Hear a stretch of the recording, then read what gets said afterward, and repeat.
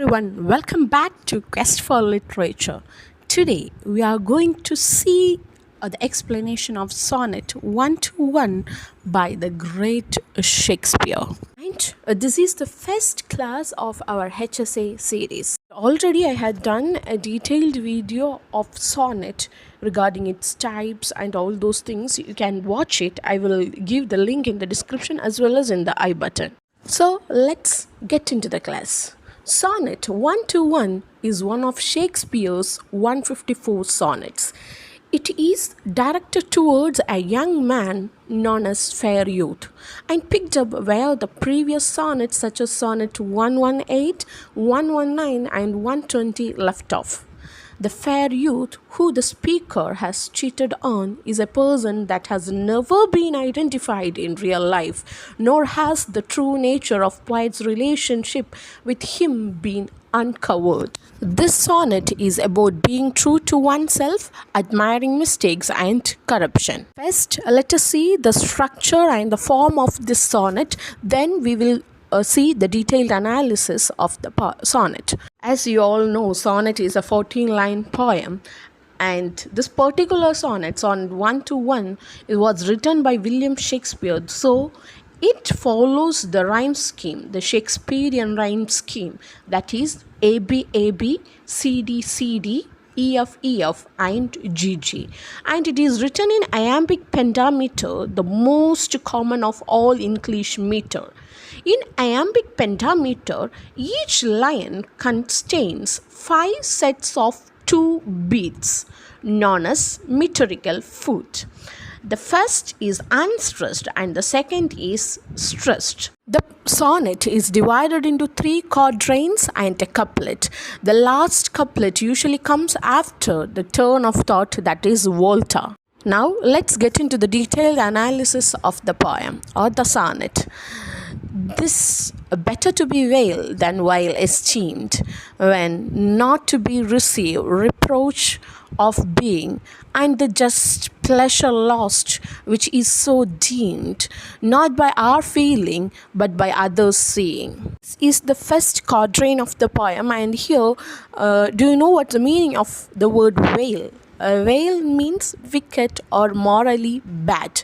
So here the speaker begins by making the statement about being veil. He suggests that actually being veil is better than being considered veil when one isn't actually acting that way. The latter doesn't give one the opportunity to actually commit the veil act. One is labeled that way without the satisfaction of doing through with something other disapprove of. In these lines, the speaker is vaguely suggesting that he dislikes hypocrisy, that he is going to focus on being himself. The speaker is also focused to consider whether or not his actions are truly veil. See the next quatrain. For why should others, false adulterate eyes, give salutation to my sportive blood? Or on my fertility, why are frail spies, which is their wills, count bad what I think good? In the second quatrain, the speaker asks 2 questions. He wonders why others, those who are corrupt and now hypocritical, are allowed to criticize him. They have their own sins to be concerned with. His lustful attitude or sportive blood is his own issue.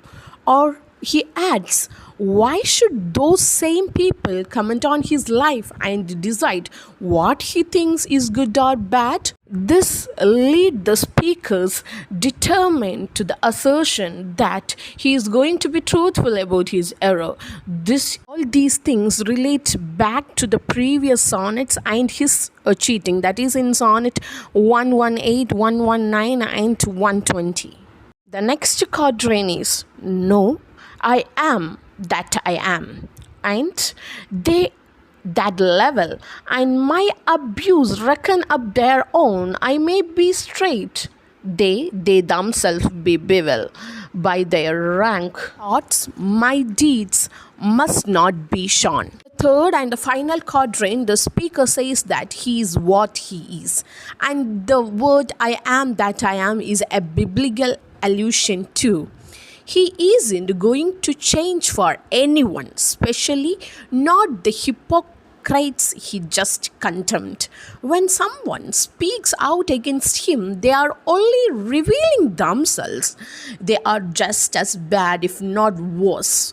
It is possible that he may be straight, or they themselves be bevel, or crooked, or corrupt.